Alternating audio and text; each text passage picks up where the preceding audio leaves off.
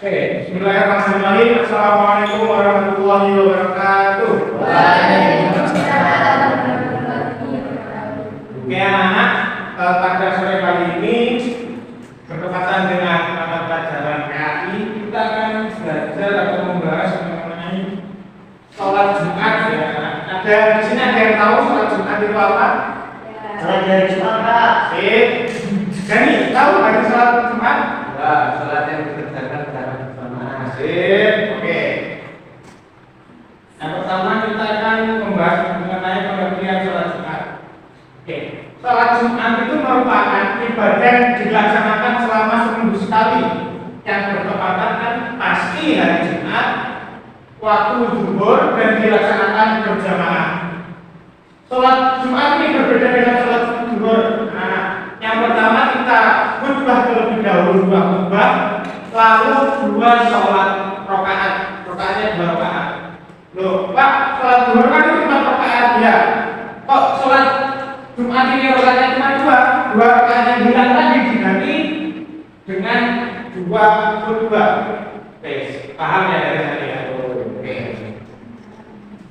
Berikutnya kita akan membahas mengenai kewajiban sholat Jumat. Hukum sholat Jumat itu wajib bagi siapa? Laki-laki. Bagi laki-laki. Di situ tercantum pada surat Al-Jumu'ah ayat 9 yang artinya, "Hai orang-orang yang beriman, apabila kamu diseru untuk menunaikan sholat Jumat, maka bersegeralah kamu kepada mengingat Allah dan tinggalkanlah jual beli yang demikian itu lebih baik bagimu jika kamu mengetahui."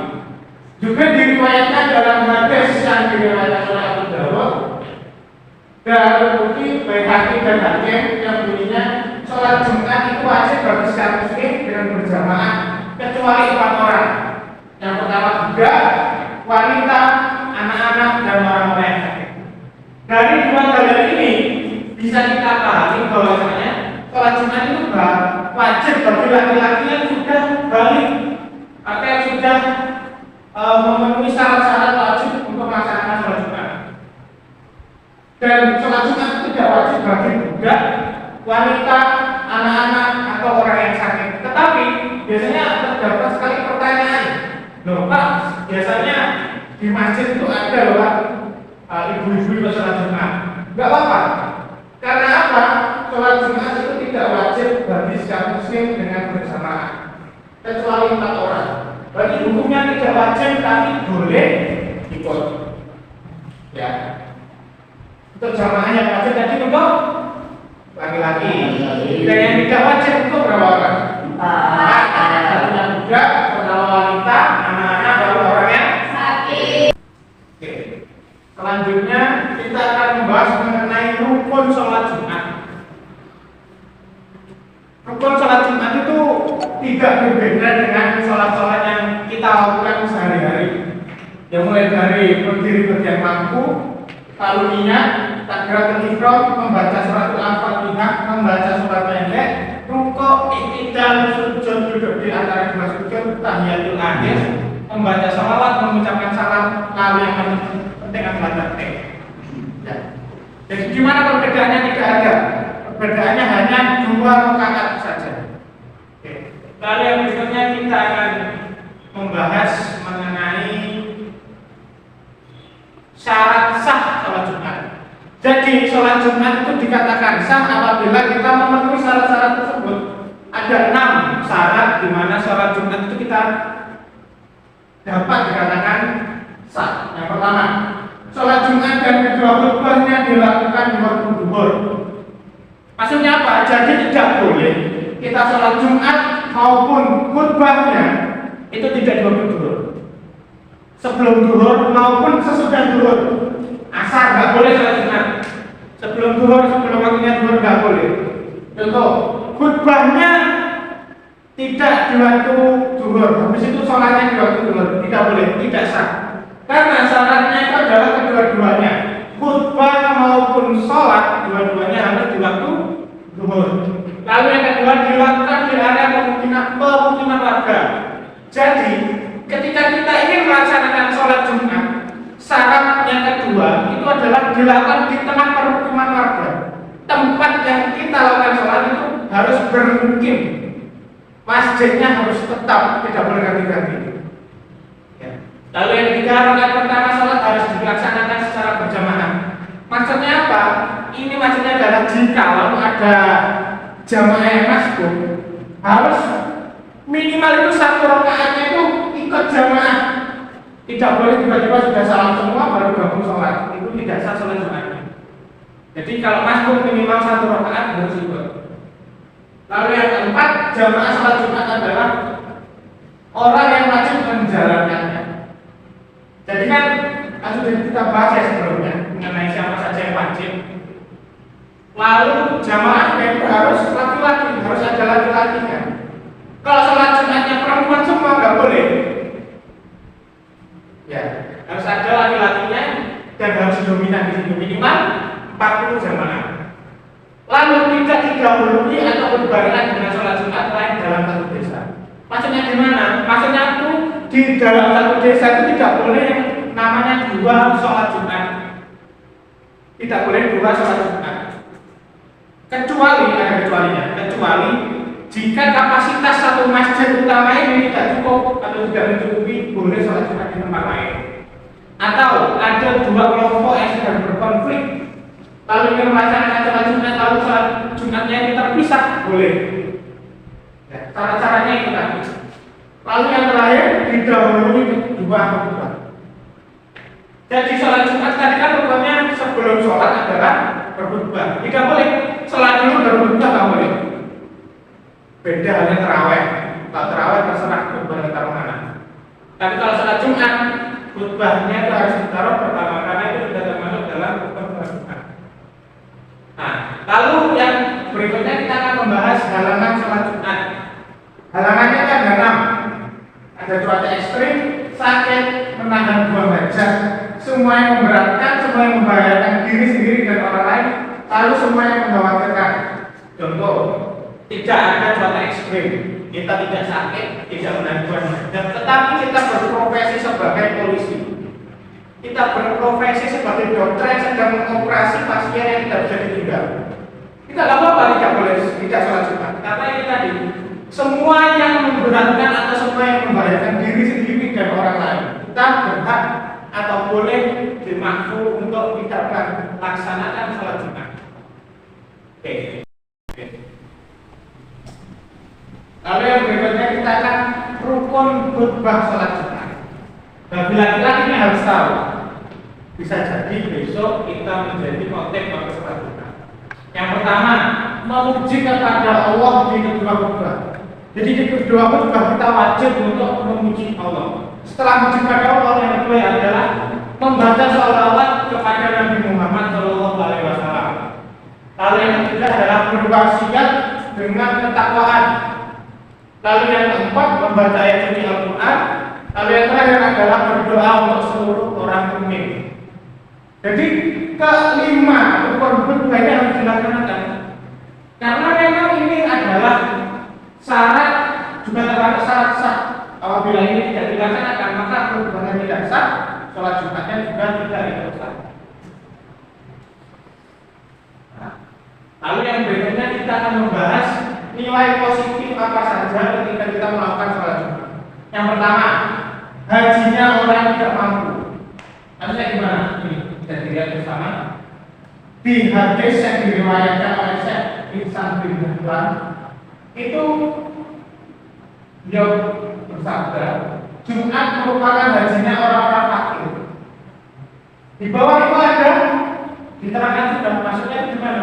Maksudnya berangkatnya orang-orang yang tidak mampu untuk berhaji lalu menuju sholat Jumat seperti berangkat menuju tempat haji dalam hal mendapatkan pahala meskipun berbeda tingkat pahalanya. Dalam hal ini memberikan dorongan untuk melakukan sholat Jumat. Jadi kan seperti kita tahu ya, di rukun Islam itu ada haji bila yang mampu. Lalu bagi yang tidak mampu ini, hajinya adalah sholat Jumat. Gampang. Sholat Jumat asalkan berniat benar-benar untuk Allah. Lalu memang pada hal ini tingkat pahalanya berbeda. Tapi memang ini dikhususkan untuk orang-orang yang tidak mampu untuk berangkat haji. tetapi mereka diberi kesempatan untuk datang sholat Jumat. Nah, lalu yang kedua adalah seakan puasa dan sholat selama 1 tahun, seperti dalam hadis riwayat At-Tirmidzi dan Al-Hakim yang artinya barang siapa membasuh pakaian dan kepalanya mandi bergegas Jumatan menemui awal khutbah lalu berjalan dan tidak menaiki kendaraan dekat dengan imam mendengarkan khutbah dan tidak bermain-main, lalu dapat dipastikan setiap langkahnya mendapatkan pahala puasa sholat selama 1 tahun. Dari sini kita juga dapat mengerti sunah-sunah sebelum sholat Jumat. Yang pertama adalah membasuh pakaian dan kepala, mandi, bergegas sholat Jumat, menemui awal khutbah dan mendengar imam. Itu supaya apa? Supaya setiap langkah yang kita lakukan menuju masjid dalam rangka sholat Jumat itu mendapatkan pahala puasa atau sholat selama 1 tahun. Bukannya begitu. Lalu yang ketiga adalah diampunikan dosa. Ini yang paling penting. Barang siapa yang berwudu kemudian memperbaiki wudunya, lantas berangkat sholat dekat dengan imam dan mendengarkan khutbah, maka dosanya di antara lain hari tersebut dari Jumat berikutnya ditambah 3 hari diampuni. Jadi orang-orang yang berangkat sholat Jumat itu dosanya diampuni di antara 2 Jumat yang dia lakukan sampai ketemu Jumat lagi itu dosanya diampuni. Ini keutamaan yang ketiga. Dalam hadis yang diriwayatkan oleh Imam Syafi'i dan Imam Ahmad diriwayatkan juga seperti ini. Lalu yang rajanya hari di sisi Allah itu adalah hari Jumat. Jadi hari sendiri itu ada rajanya, itu hari Jumat. Dan dia ada malaikat yang didekatkan di sisi Allah, langit bumi, angin gunung dan batu, kecuali ia khawatir terjadinya kiamat saat hari Jumat. Jadi dalam hadis ini juga dikatakan bahwasanya kiamat besok itu akan terjadi pada hari Jumat. Lalu Allah itu menciptakan Adam dan mengeluarkannya dari bumi itu pada hari Jumat. Jadi di hari Jumat ini banyak sekali peristiwa-peristiwa yang ada di alam semesta ini, mulai dari diciptakannya Nabi Adam, diturunkannya Nabi Adam ke bumi, dan hari kiamat serta rajanya hari itu adalah hari Jumat.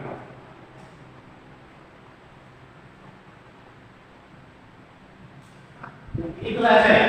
Dari ini pertama kita akan sedikit evaluasi mengenai materi yang sudah kita lakukan.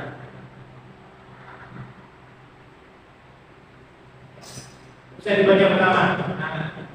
Sholat Jumat hukumnya wajib bagi laki-laki karena pentingnya sholat Jumat tersebut Allah memerintahkan bagi laki-laki yang telah memenuhi syarat segera melaksanakan sholat Jumat. Pernyataan berikut adalah surat demi surat Al-Jumu'ah ayat berapa? Kasih. Ya. 7. Ya Pak. 9. Ayat? Oh. Oke. Lalu berikutnya. Berikut ini bukan termasuk syarat sah sholat Jumat, mulai dari beragama Katolik, balik laki-laki berangkat jamaah. Ya. Dari beragama Katolik itu pintar anaknya. Lalu hukum sholat Jumat bagi perempuan adalah makruh. Ayo, yang betul? Tidak wajib. Perempuan itu diberitahu kan ya. Lalu salah satu syarat sah sholat Jumat adalah ditempatkan pada bulan yang biasa dikerjakan. Maksud pernyataan tersebut adalah berbunyi. Ayo, apa maksudnya? Oh, itu salah satu kurang sah, misalkan. Oke.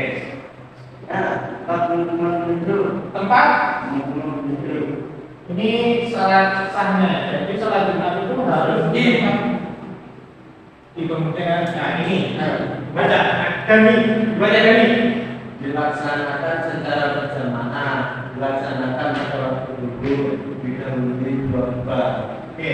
Pernyataan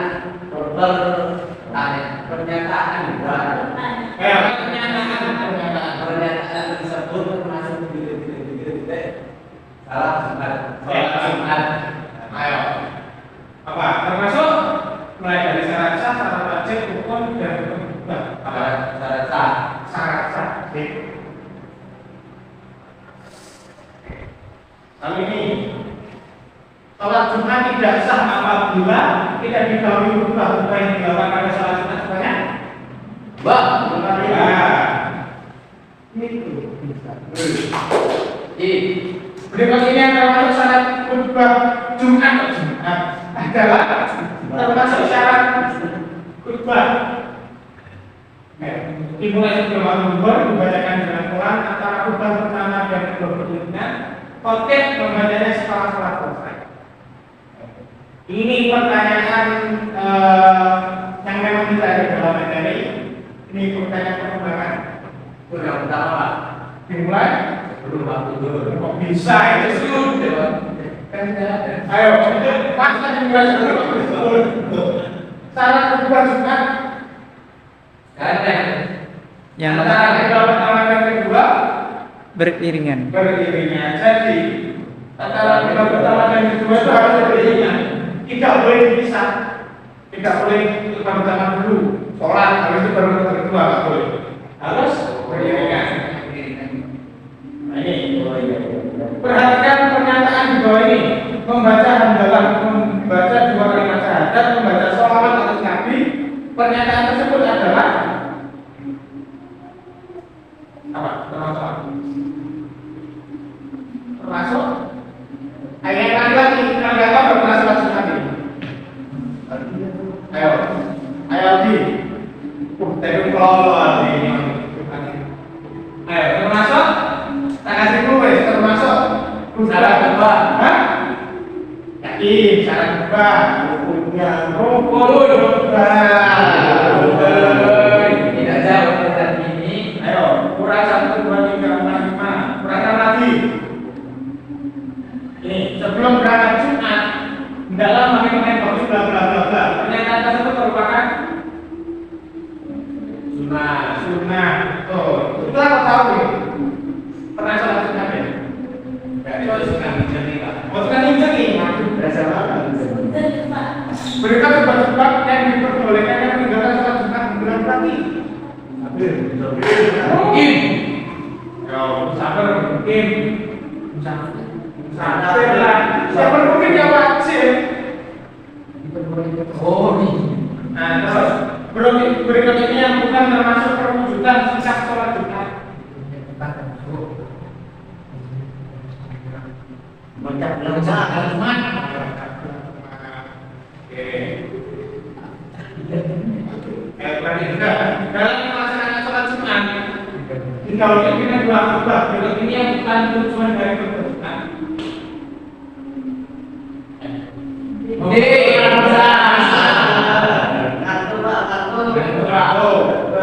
Oh, bingung Pak. Kalau yang kata ini harus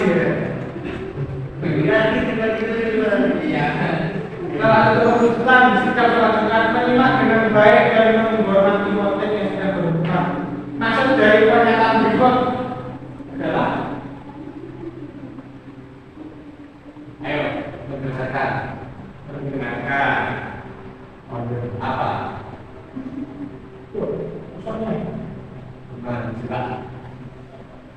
terakhir pernyataan berikut ini yang termasuk hikmah sholat Jumat. Ya, menambah